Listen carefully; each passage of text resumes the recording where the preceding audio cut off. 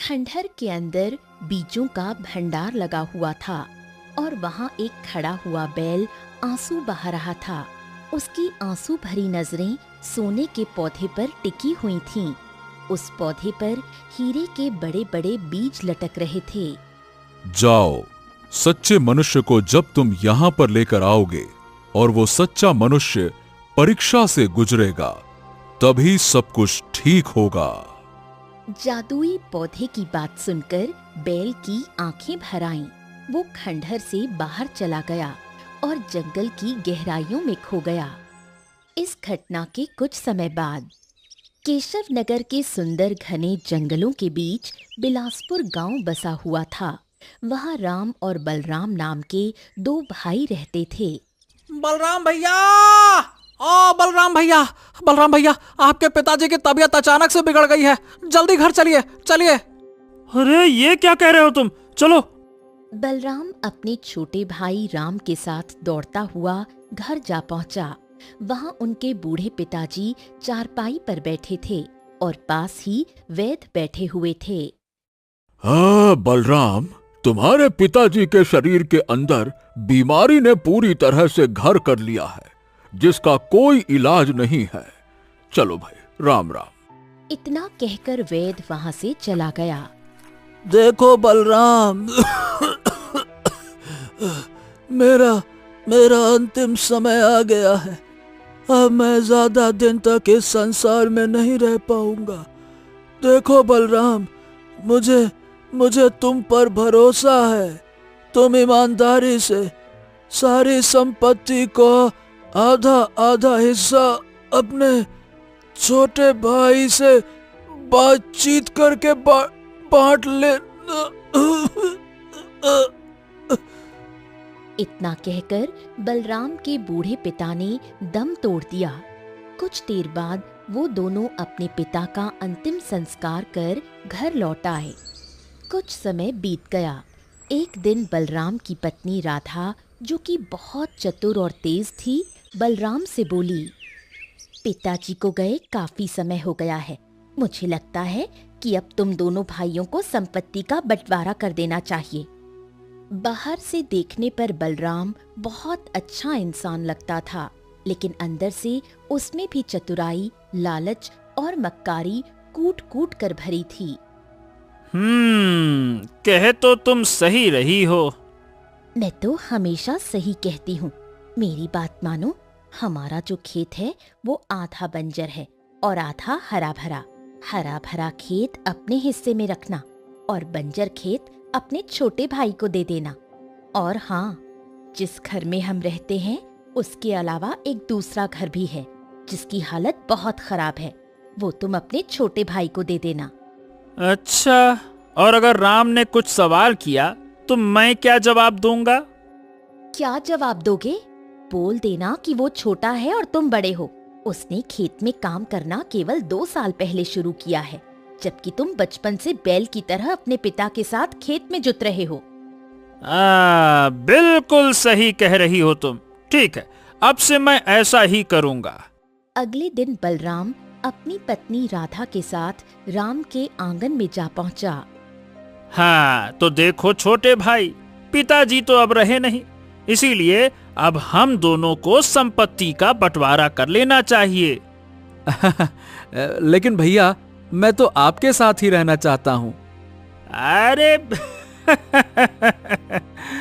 अरे छोटे, ये सब बातें कुछ समय के लिए अच्छी लगती हैं।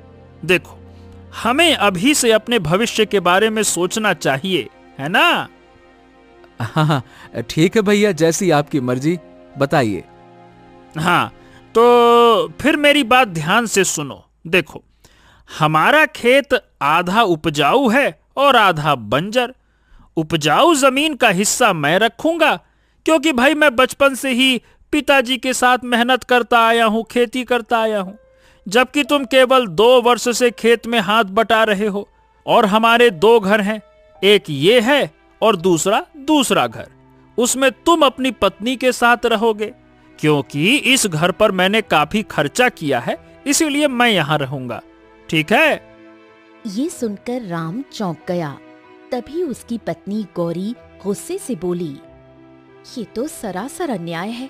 आप बेकार के हिस्से अपने छोटे भाई को दे रहे हैं और अच्छे हिस्से अपने पास रख रहे हैं।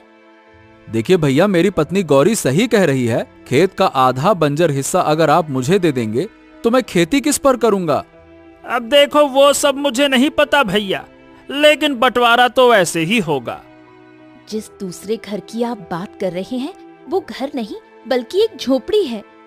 तो मैं क्या कर सकता हूँ? तुम दोनों के हिस्से में वही आ रहा है तो वही न दूंगा। ये क्या बात कर रहे हैं भैया? आप गलत बंटवारा कर रहे हैं। मैं इस बंटवारे को नहीं मानता। बंटवारा होना चाहिए तो पूरा न्याय से होना चाहिए। खराब खराब चीज हमारे हिस्से, अच्छी अच्छी चीज आपके हिस्से, ये बंटवारा होता है क्या? ये तो मनमानी है।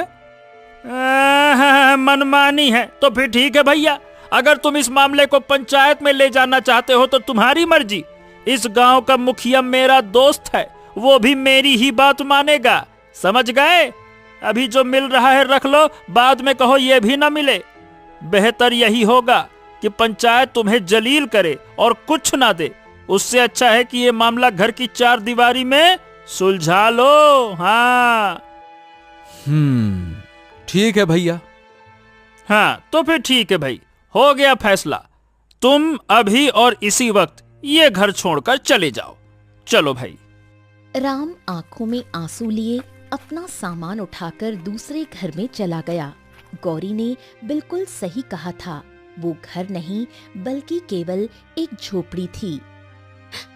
तुम्हारे बड़े भाई ने हमारे साथ इतना बड़ा धोखा किया। वो पूरी तरह से बेईमानी पर उतर आए और तुमने कोई आवाज भी नहीं उठाई। मैं चाहता तो पंचायत में मामला ले जा सकता था, परंतु बदनामी तो हमारे घर की होती ना गौरी। ये सब तो ठीक है, लेकिन अब आप क्या करेंगे? क्या कभी बंजर जमीन पर अनाज उगता है? मुझे भगवान पर पूरा भरोसा है। भगवान ने मुझे 2 परिश्रमी हाथ दिए हैं। देखना तू गौरी, मैं बंजर जमीन का सीना चीर कर उसमें बीज बो दूंगा, और अगर भगवान की कृपा रही तो उसी में अनाज उगाकर गांव वालों को दिखाऊंगा। तू देखना। अगले दिन राम अपने बंजर खेत पर पहुंचा और हल चलाने लगा। तभी गांव का एक व्यक्ति वहां आया और राम से बोला, अरे राम भैया, ये क्या? अरे भैया, ये तो जमीन बंजर है, इसमें मेहनत करके अपना समय क्यों बर्बाद कर रहे हो भाई? राम कुछ नहीं बोला और जमीन पर हल चलाता रहा। वो व्यक्ति वहां से चला गया, लेकिन राम ने अपनी मेहनत करना जारी रखा। राम कई दिनों तक अपने खेत में मेहनत करता रहा, लेकिन कुछ भी उगता नजर नहीं आया। थक हार कर एक दिन वो घर पर उदास बैठा था। तभी उसकी पत्नी गौरी आई। मैंने आपसे पहले ही कहा था, बंजर जमीन पर हल चलाने से कोई फायदा नहीं। ये सुनकर राम रोने लगा। गौरी, काश मेरे पास एक बैल होता तो मैं इसी बंजर जमीन पर अनाज उगाकर दिखा देता, लेकिन मैं करूं तो क्या करूं? अरे मेरा बदन टूट रहा है मेहनत कर करके। यह बंजर जमीन है, मेरा शरीर दोपहर के बाद साथ छोड़ देता है। अब नहीं होता मुझसे, नहीं होता। मुझे तुम्हारी मेहनत पर पूरा भरोसा है, लेकिन तुम्हें ये भी सोचना चाहिए कि घर पर भी अनाज खत्म होने को है। तुम्हें कोई और धंधा शुरू करना चाहिए जिसमें इतनी आमदनी हो जाए कि हम दोनों को 2 वक्त की रोटी पेट भर कर मिल सके। लेकिन गौरी, दूसरा धंधा या व्यापार करने के लिए धन की आवश्यकता होती है, और मेरे पास तो कुछ भी नहीं है। निराश मत हो, तुम साहूकार के पास जाओ। हमारे गांव का साहूकार बहुत अच्छा है। वो लोगों को कर्ज देता है और ब्याज भी बहुत कम लेता है, और ज्यादा सख्ती से वसूली भी नहीं करता। ये सुनकर राम की आंखों में चमक आ गई। हाँ, शायद तुम सही कह रही हो, मैं जाता हूँ। अगले दिन राम साहूकार की हवेली पहुंचा और उसे सारी घटना बताते हुए बोला, राम राम साहूकार जी, साहूकार जी, बस इतना कर्ज दे दीजिए कि मैं कोई छोटा मोटा व्यापार शुरू कर सकूं, और जैसे ही मुनाफा होगा सबसे पहले मैं आपका कर्जा ब्याज सहित लौटा दूंगा। बस थोड़ा सा दे दीजिए। साहूकार ने उसे 10 मुद्राएं दे दी। भगवान का नाम लेकर कोई छोटा मोटा काम शुरू कर दो। हाँ, मैं कल हरियापुर गांव जाऊंगा गौरी। मैंने सुना है कि वहां खिलौने बड़े सस्ते दामों में मिलते हैं। अब क्या है, इन 10 मुद्राओं से कुछ खिलौने खरीदूंगा और दूसरे गांव में ले जाकर बेचूंगा। देखना, कुछ न कुछ बढ़िया आमदनी हो ही जाएगी। अगले दिन राम हरियापुर गांव जा पहुंचा और बाजार में घूमने लगा। तभी उसकी नजर एक बैल पर पड़ी। एक व्यक्ति उसे बुरी तरह पीट रहा था। बैल की आंखों से आंसू लगातार बह रहे थे। अरे ओ भैया, ए भैया, ए भैया, ए भैया, काहे इतनी बेदर्दी से इस बैल को पीट रहे हो? क्या हो गया? अरे क्यों पीट रहा हूँ, तुझे पता भी है? मैंने इस बैल को जंगल से किसी आदमी से अच्छे दामों पर खरीदा था। सोचा था कि ये खेत में काम करेगा, लेकिन जब भी काम करने की बारी आती है तो बस ये अपनी जगह से हिलता तक नहीं, ऊपर से सारा चारा भी खा जाता है। अरे इसे खरीद कर तो मुझे सिर्फ नुकसान हुआ है, नुकसान। अरे तेरी तो, इसीलिए मैं इस पर अपना गुस्सा उतार रहा हूँ। ओहो, ए भैया, रुको रुको रुको रुको। अगर ऐसी बात है तो ये बैल हमको दे दो। अरे मुफ्त में बैल भी दे दूं और नुकसान? अरे मैंने इसे मुफ्त में नहीं खरीदा है। अगर तुझे इतना ही अच्छा लग रहा है तो ला, मुझे 10 मुद्राएं दे दे, ला। राम गहरी सोच में डूब गया। उसने बैल की ओर देखा। बैल की आंखों में मानो आशा झलक रही थी। कुछ देर सोचने के बाद राम ने 10 मुद्राएं उस व्यक्ति को दे दी। अब मेरे पास केवल 10 मुद्राएं ही हैं। मैं यहाँ खिलौने खरीदने आया था। एक बात कहूं भैया, बुरा मत मानना, मैंने तुमसे बड़ा मूर्ख नहीं देखा। इस बैल को खरीदकर तुमने घाटे का सौदा किया है, लेकिन मेरी बला तो टल गई। ले जाओ, इस मुसीबत को अपने घर ले जाओ भैया, ले जाओ। इतना कहकर वो व्यक्ति वहां से चला गया। राम बैल को लेकर घर आया और सारी घटना गौरी को बताने लगा। हे भगवान, मैंने तुमसे बड़ा मूर्ख इंसान नहीं देखा। अरे 10 मुद्राएं तुमने इस निकम्मे बैल को खरीदने में व्यर्थ कर दी। एक बैल से भला हमें क्या फायदा होगा, जबकि उसके मालिक ने ही बता दिया था कि ये काम नहीं करता। अरे गौरी, वो इसको बुरी तरह से पीट रहा था। बेचारे की आंखों से आंसू बह रहे थे। अब मुझे दया आ गई, इसीलिए मैं खुद को रोक नहीं सका और इसको ले आया। तो अब इसका क्या करोगे? अचार डालोगे? अरे भाई, जो काम नफरत से नहीं हो सकता वो प्रेम से हो सकता है। चिंता ना करो, कल मैं इसे अपने बंजर खेत में ले जाऊंगा और इसकी मदद से अनाज उगाने का प्रयास करूंगा। गौरी और भी क्रोधित हो गई। आखिर घूम फिरकर तुम वहीं पहुंच गए। जैसी इच्छा वैसा करो, पर मुझे कोई मतलब नहीं। लेकिन एक बात याद रखना, घर पर केवल कल तक का अनाज बचा है। इतना कहकर गौरी गुस्से में वहां से चली गई। अगले दिन राम बैल को लेकर बंजर खेत में जा पहुंचा। हाँ, अब ठीक लग रहा है ना? अच्छा देखो, मैं तुम्हें भोला कहकर पुकारूंगा। देखो भोला, जिन 10 मुद्राओं से मैंने तुम्हें खरीदा था वो तो मैंने कर्ज में ली थी, इसीलिए तुम मेरी मदद जरूर करना, ठीक है? चलो। राम ने बैल को हल में जोतने का प्रयास किया, लेकिन बैल अपनी जगह से हिला तक नहीं। अरे आखिरकार तुझे हो क्या गया है? तू अपनी जगह से हिल क्यों नहीं रहा है? चल भाई, चल। राम ने दिन भर कोशिश की, लेकिन बैल ने कोई काम नहीं किया। शाम को थक हार कर वो बैल को घर ले आया। घर पर राम का उतरा हुआ चेहरा देखकर गौरी ने गुस्से से कहा, क्या हुआ? तुम्हारे इस बैल ने तुम्हारा पूरा खेत जोत डाला? चेहरा तो बिल्कुल बुझा हुआ लग रहा है। राम कुछ नहीं बोला। उसकी आंखों से आंसू निकल आए। अगले दिन भी राम बैल को खेत में ले गया, लेकिन बैल अपनी जगह से हिला ही नहीं। शाम को मायूस होकर राम घर लौट आया। गौरी की आंखों में आंसू थे। आज सुबह से मैं भूखी हूँ, घर का अनाज खत्म हो गया है। अब बताओ क्या करूं? क्या तुम्हारे भाई के सामने हाथ फैलाऊं? वही भाई जिन्होंने हमें धोखा देकर सब कुछ छीन लिया। राम की आंखों से भी आंसू छलक पड़े। वो बाहर आंगन में बैल के पास बैठ गया और देर तक रोता रहा। आधी रात हो चुकी थी।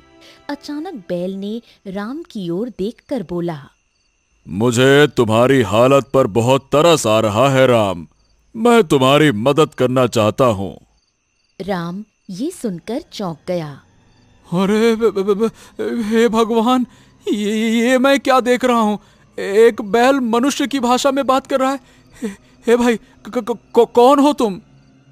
घबराओ मत, घबराओ मत। मैं तुम्हारा नुकसान नहीं करूंगा। ये मत पूछो कि मैं कैसे बोल रहा हूं। बस ये समझो मैं तुम्हारी मदद कर सकता हूं। राम का डर थोड़ा कम हुआ। उसने तुरंत गौरी को बुलाया और सारी घटना बताई।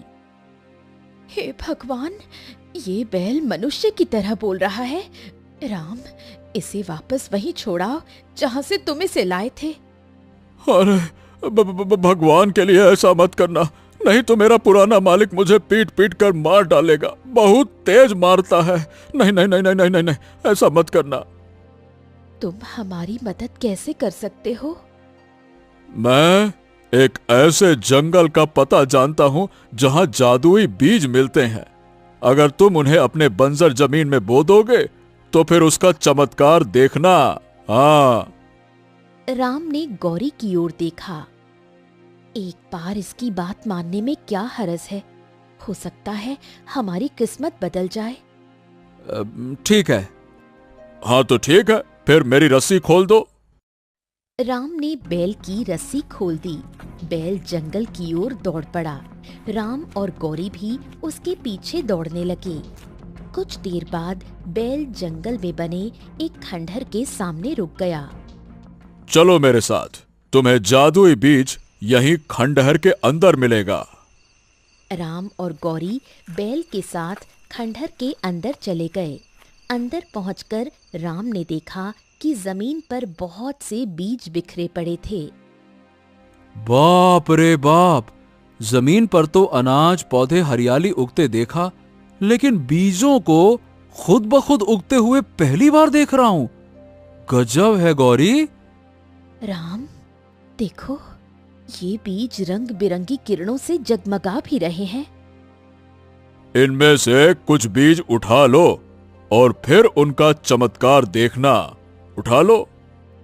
तभी गौरी की नजर एक बड़े पौधे पर पड़ी जो शुद्ध सोने का बना हुआ था और उस पर हीरों से बने बीज उग रहे थे। ये तो बड़ा ही विचित्र पौधा है। हाँ, इसका भी एक रहस्य है, लेकिन वो रहस्य अभी मैं तुम्हें नहीं बता सकता। सही समय आने पर सब बताऊंगा। राम ने कुछ बीज उठाए, फिर वो गौरी और बैल के साथ घर लौट आया। अब तुम आज रात ही इन बीजों को अपने बंजर जमीन पर बो दो। राम, गौरी और बैल खेत में पहुंचे। राम ने उन बीजों को अपनी जमीन में बो दिया। अब घर चलो, सुबह इसका चमत्कार देखना। राम, गौरी और बैल घर लौट आए। अगली सुबह राम और गौरी खेत पहुंचे। सामने का दृश्य देखकर दोनों की आंखें आश्चर्य से फैल गईं। पूरा खेत हरे भरे पौधों और लहलहाती फसल से भर चुका था। अरे गौरी, गौरी, हमारा बंजर खेत तो हरा भरा हो गया। राम, इसका मतलब बैल सही कह रहा था। मुझे माफ कर दो। जब तुम बैल को लेकर आए थे तो मैंने तुम्हें बहुत बुरा भला कहा। देखो गौरी, ये फसल तो पूरी तरह से पक चुकी है। चलो इसको काट लेते हैं और बेच देते हैं। राम और गौरी ने मिलकर मेहनत से फसल काटनी शुरू कर दी। इसी दौरान राम का बड़ा भाई बलराम वहां आ गया। सामने अचानक फसल लहलहाते देख वो चौंक पड़ा। ए राम, ये क्या है भाई? गजब! कल तक तो ये खेत बंजर था और आज इस पर लहलहाती फसल खड़ी है। कैसे भैया, कैसे हो गया रे छोटू ये? राम कुछ कहने ही वाला था कि गौरी ने तुरंत उसे रोक दिया। ये सब ईश्वर की कृपा है जेठ जी। राम ने फसल को अच्छे दामों पर बेचा और बहुत सारा धन गौरी के हाथों पर रख दिया। गौरी ये देखकर प्रसन्न हो गई। राम, पूरे गांव में हंगामा मच गया है। किसी को विश्वास ही नहीं हो रहा कि एक ही रात में खेत में फसल उगाई। हाँ, जब बड़े भैया पूछ रहे थे तो मैं सच बताने ही वाला था। अपने बड़े भाई को इस जादुई बैल के बारे में मत बताना, नहीं तो वो भी इसे छीनने का प्रयास करेंगे। शायद तुम सही कह रही हो गौरी। समय इसी तरह बीतने लगा। अब राम हर माह बैल के साथ जादुई जंगल जाता, वहां से जादुई बीज लाता और अपनी बंजर जमीन पर बो देता।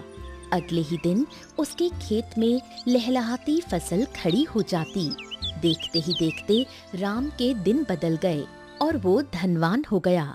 यही बात उसके बड़े भाई बलराम को बिल्कुल पसंद नहीं आई। अरे, मेरी तो समझ में नहीं आ रहा कि आखिरकार ये हो क्या रहा है। बंजर जमीन पर राम कैसे एक ही रात में अनाज उगा सकता है? ये क्या चक्कर है भाई? मुझे लगता है तुम्हारे छोटे भाई के हाथ कोई जादुई शक्ति लग गई है। तुम्हें उस पर नजर रखनी चाहिए।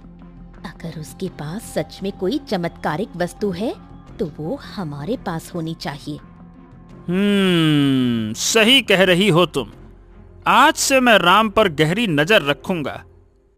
एक दिन अचानक गौरी की तबीयत बुरी तरह खराब हो गई।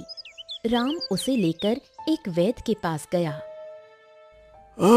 तुम्हारी पत्नी राम बहुत गंभीर बीमारी से जूझ रही है। देखो, माफ करना, लेकिन इसका इलाज इस संसार में नहीं है। अब समझ के चलो कि बस वो कुछ ही दिनों की मेहमान है। क्या? ऐसी बातें मत करिए वैद्य जी, ऐसा मत कहिए। शांत हो जाओ, शांत हो जाओ। मेरे हाथ में कुछ नहीं है। तुम अपनी पत्नी को घर ले जाओ, है ना? हाँ। राम टूटा हुआ मन लिए गौरी को वापस घर ले आया और बाहर बैठकर फूट फूट कर रोने लगा। तभी बैल वहां आ गया। क्यों रो रहे हो राम? राम ने सारी घटना बैल को बता दी। ओह, लगता है कि परीक्षा का समय आ गया है। कैसी परीक्षा? कुछ देर बाद पता चल जाएगा। अपनी पत्नी को साथ लेकर मेरे साथ जंगल चलो। हाँ, जंगल? लेकिन वहां तो जादुई बीज हैं। हाँ, उन जादुई बीजों में से एक बीज ऐसा भी है जिसे यदि किसी रोगी को खिलाया जाए तो वो पूरी तरह से स्वस्थ हो जाता है। क्या तुम सच कह रहे हो? हाँ, मैं सच कह रहा हूँ। चलो मेरे साथ। राम अपनी पत्नी गौरी को लेकर बैल के साथ जंगल की ओर चल पड़ा, मगर उसे पता नहीं था कि ये सब दृश्य उसका बड़ा भाई बलराम दूर से देख रहा है। बलराम तुरंत भागता हुआ अपनी पत्नी राधा के पास जा पहुंचा और सारी घटना उसे बता दी। इसका मतलब अब तक जो कुछ भी चमत्कार हो रहा था वो सब जादुई बीजों की वजह से था। चलो, हम दोनों उनका पीछा करते हैं। बलराम और राधा चुपके चुपके राम और बैल का पीछा करने लगे। कुछ देर बाद राम और गौरी खंडहर के अंदर पहुंचे। वहां पर विशेष प्रकार के बीज उग रहे थे। वो वहां देखो राम, तुम्हें वो पौधा दिख रहा है ना? हाँ। अरे, ये तो सोने का पौधा है जिस पर हीरों के बीज लगे हुए हैं। हाँ, उसे ध्यान से देखो।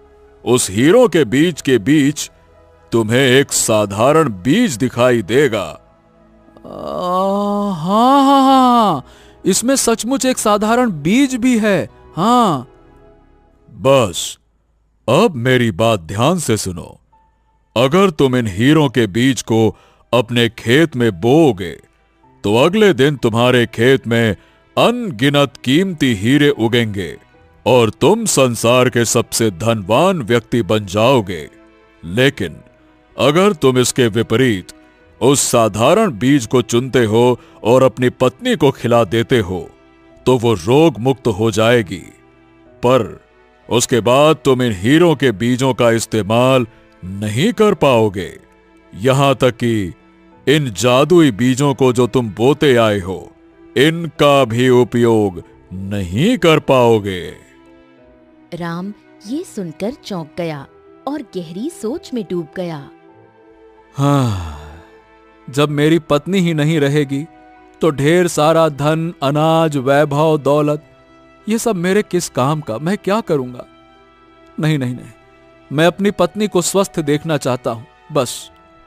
याद रखना राम, जैसे ही तुम ये बीज अपनी पत्नी को खिलाओगे, यहां जितने भी जादुई बीज हैं, ये सोने का पौधा सब गायब हो जाएंगे और पूरा खंडहर साधारण हो जाएगा।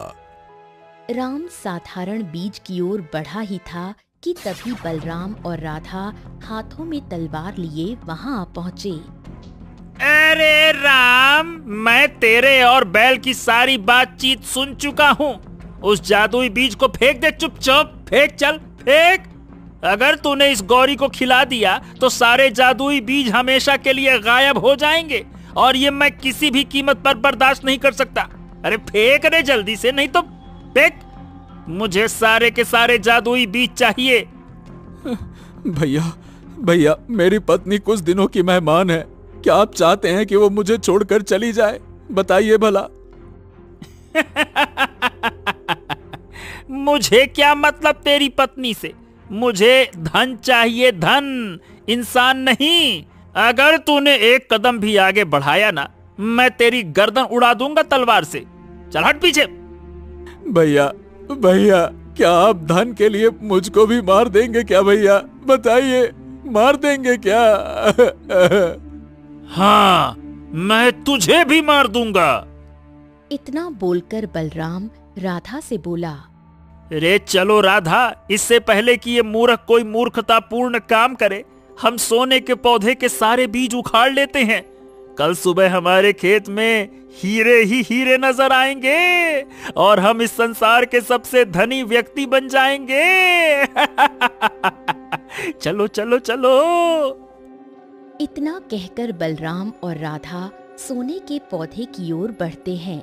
जैसे ही दोनों पौधों को स्पर्श करते हैं, अचानक एक जबरदस्त धमाका होता है और उनके शरीर जलने लगते हैं। अरे ये क्या हो रहा है? मेरे भैया और भाभी जल रहे हैं, इन्हें कैसे बचाऊं? अरे इन्हें बचाओ, कोई तो बचाओ इन्हें। तभी वहां एक साथी प्रकट होते हैं। ये संभव नहीं है राम। इन जादुई पौधे ने इन दोनों का अंजाम यही चुना है।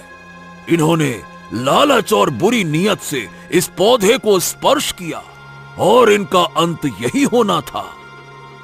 कुछ देर में बलराम और राधा जलकर राख हो जाते हैं। राम की आंखों से आंसू बहने लगते हैं। राम ने कांपते हुए बीज अपनी पत्नी को खिला दिया। बीज खाते ही गौरी उठ बैठी। मुझे अब बिल्कुल ठीक महसूस हो रहा है। अचानक एक और धमाका होता है और बैल एक सुंदर राजकुमार में बदल जाता है। राम हैरान रह जाता है। ये क्या? आखिर ये सब क्या हो रहा है? कुछ समय पहले मैंने तपस्या करके बड़ी मुश्किल से इन जादुई बीजों को इस जंगल में उगाया था। मेरा उद्देश्य था कि इन बीजों के जरिए मानवता की भलाई की जा सके, सूखाग्रस्त इलाकों की मदद हो सके। लेकिन इसी रहस्य का पता राज्य के राजकुमार आदित्य को चल गया। वो एक लालची और घमंडी राजकुमार था। मैंने उसे चेतावनी दी थी कि इन बीजों को लालच से मत छूना, लेकिन वो नहीं माना। उसने सीधे सोने के पौधों को हाथ लगा दिया जिस पर हीरे के बीज लटक रहे थे और तुरंत वो एक बैल में परिवर्तित हो गया। उस दिन जादुई पौधे ने उसे श्राप दिया कि तुम बैल के रूप में रहोगे, लेकिन चाहकर भी बैल जैसा काम नहीं कर पाओगे। तुम्हारे मालिक तुम्हें बेचेंगे। जब कोई सच्चे मन वाला लालच रहित मनुष्य तुम्हें खरीदेगा और तुम्हारा रहस्य जानेगा, और फिर भी अगर वो धन की बजाय अपने परिवार को चुनेगा, तभी तुम श्राप से मुक्त हो पाओगे। हाँ, और राम, तुम्हारी वजह से आज मैं इस श्राप से मुक्त हो पाया हूं। राम की आंखें भर आती हैं। साधु राम के पास आते हैं। तुम्हारे भाई और भाभी ने लालच से उस पौधे को छुआ, इसीलिए उन्हें उसकी सजा मिली। अब ये बीज तुम्हारे हैं राम, जितने चाहे उतने ले जाओ। हाँ, साधु महाराज, मुझे इन जादुई बीजों की आवश्यकता नहीं है। मैं तो बस इतना चाहता हूं कि मेरी बंजर जमीन फिर से उपजाऊ हो जाए। मैं किसान हूं और अपनी मेहनत से फसल उगाना ही मेरे लिए सबसे बड़ा सुख है। साधु मुस्कुराते हैं और एक साधारण बीज राम को दे देते हैं। इसे अपने खेतों में बो देना, तुम्हारा खेत फिर से हरा भरा हो जाएगा। पर ध्यान रहे, इस स्थान का रहस्य किसी को मत बताना।